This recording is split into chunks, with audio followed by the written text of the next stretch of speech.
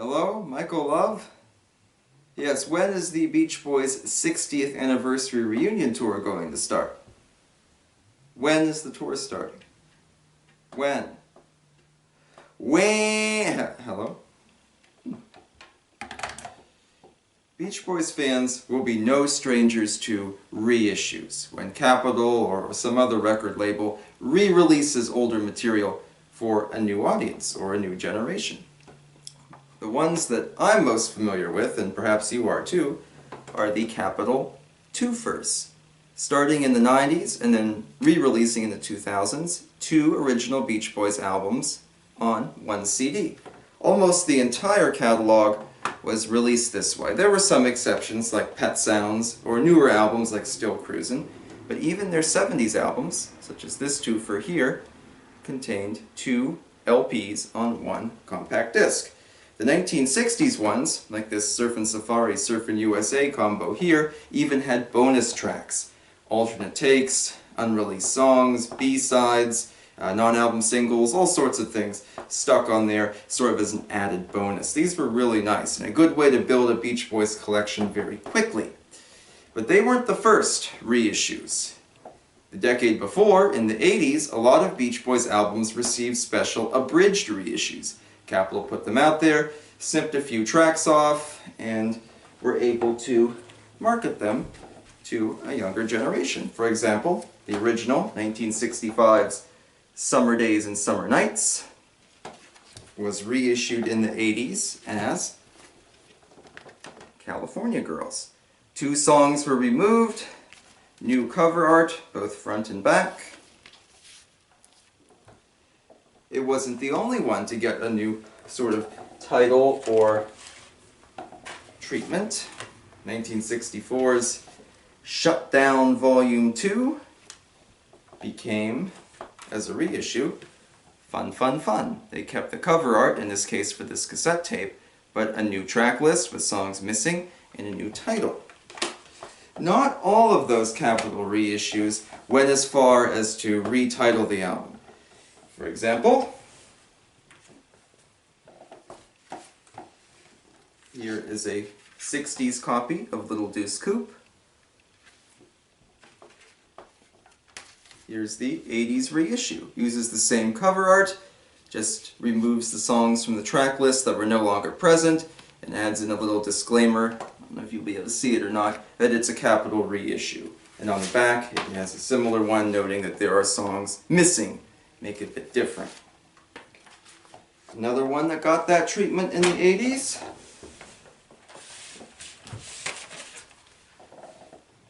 was Surfer Girl. So there's the original Surfer Girl. Here's the 80s reissue on cassette tape. This one I had to show off mostly because signed by David Marks. Oh yeah, sometime on here I'll have to talk about my interview with David Marks and how that went, because that was something. But even those reissues I just showed you from the 1980s aren't the first ones of their kind. Today we're going to take a look at the Beach Boys catalog through Pickwick Records. There are some great videos on YouTube, especially the one from Oddity Archive, that talk about what Pickwick was. A record label that did reissues from older labels, chance for weird collections and compilations or sound-alikes, all sorts of things. It kind of had its finger in many different places. But we're going to focus strictly on the Beach Boys side of it. We're not going to get into the history of the label and all that. And Pickwick tried several different things with its Beach Boys stuff. Now, Capitol Records, the original Beach Boys producers, had an interest in Pickwick. So they were able to re-release Beach Boys material in a few different ways. So let's dive in. Instead of going strictly chronologically, I'm going to do it more thematically. We're going to jump around a little bit. The first Pickwick record was this one, from 1970, creatively called The Beach Boys. Has a very nice write-up about the band on the back, talking about the significance of their music and their diversity. This record is a sort of combination. It contains several tracks from their first 2 studio albums, 1962's Surfin' Safari, and 1963's Surfin' USA. So they took 5 songs from Surfin' USA. Those would be Finders Keepers, Farmer's Daughter, Lana, Miserlou, and Honky Tonk. And they took 6 songs from Surfin' Safari.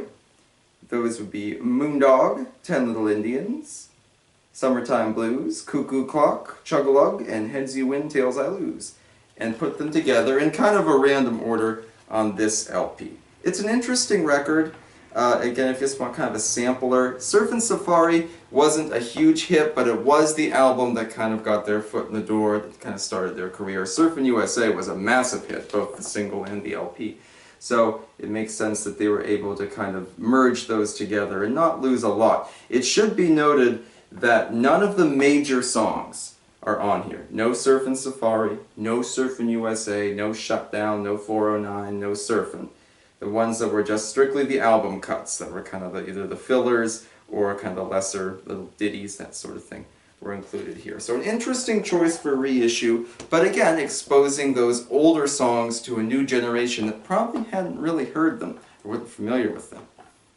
Let's jump in now into the more straight reissues. The first one of those from 1972. Wow, great concert!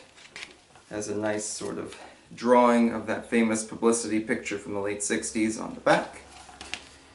Wow, Great Concert is a reissue of the 1964 album Beach Boys Concert. Beach Boys Concert was a huge hit. It was the first live album ever by any artist to top the charts. And although by today's standards it's pretty much obsolete, you know, the whole Sacramento show from 1964 has been released digitally. A lot of the outtakes from this were released on CD even before then. It is important as sort of a testament to their popularity as a live band back in the 60s.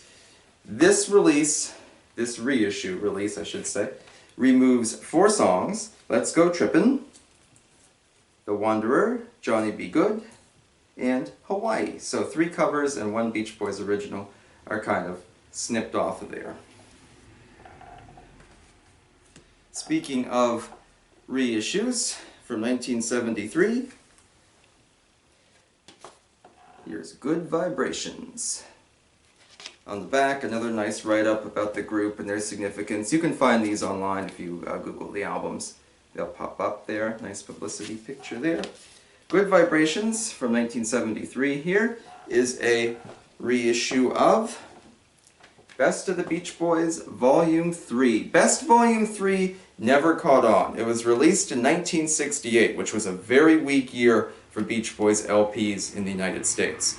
Friends barely charted. Stacco Tracks, for a long time kind of the black sheep of the Beach Boys catalog, failed to chart completely, and this one didn't do a whole lot better.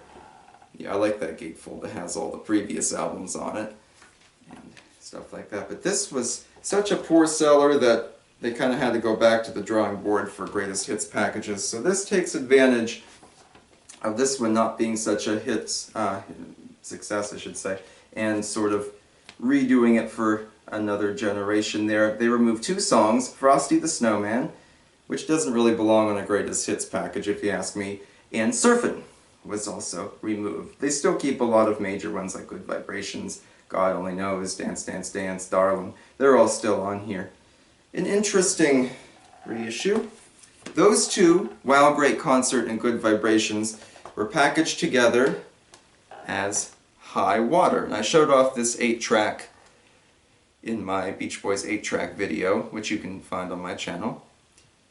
It was also released as an LP. I don't have the LP, and there's no alterations done. You know, it's just these 2 albums put together. 1973, we have Surfer Girl.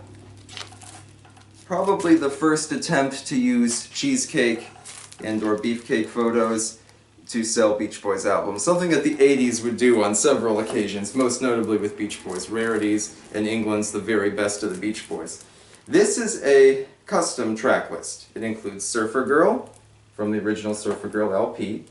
Alley Oop, a cover from Beach Boys' Party. We have a couple tunes from the 1963, Your Summer Dream and Spirit of America, both album cuts. Hawaii, Why Do Fools Fall in Love, which was a popular cover. All Summer Long and Wendy from the All Summer Long LP, and we have Be True to Your School. So kind of a mixture. There's no real theme or rhyme or reason to any of these songs. We have a little bit of everything, a couple covers and so on. It's an interesting release, but it has really nothing in common. It does share 3 tracks with, but still really has nothing in common with the original Surfer Girl LP. And finally, the last one we will talk about today, 1976's Little Deuce Coupe. Now this is 1976, so it's after the Endless Summer craze. The Beach Boys have found their fame again. There's the big renaissance, 15 big ones, goes into production and so on. The #1 touring act in the country. Pickwick squeezes out one more product.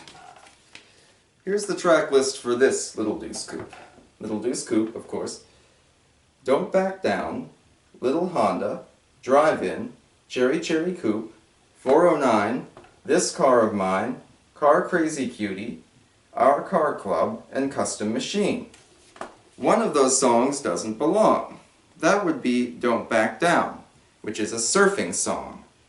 I don't know why it was included here. I think maybe someone had it mixed up with Don't Worry Baby, so they included it anyway. I don't know, but a nice collection of mostly album cut car songs.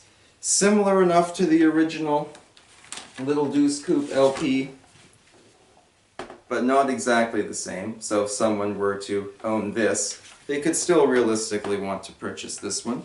I should also add that that is not a Deuce Coupe on the cover, but rather a faux Corvette Stingray.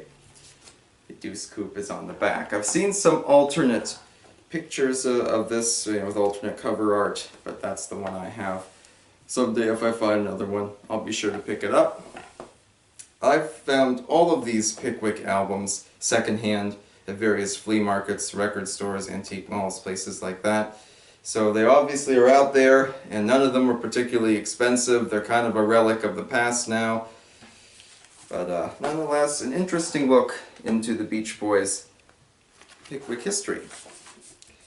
Do you have any of these LPs? Or do you have any favorite Beach Boys original albums? Thanks for tuning in. I hope to see you next time.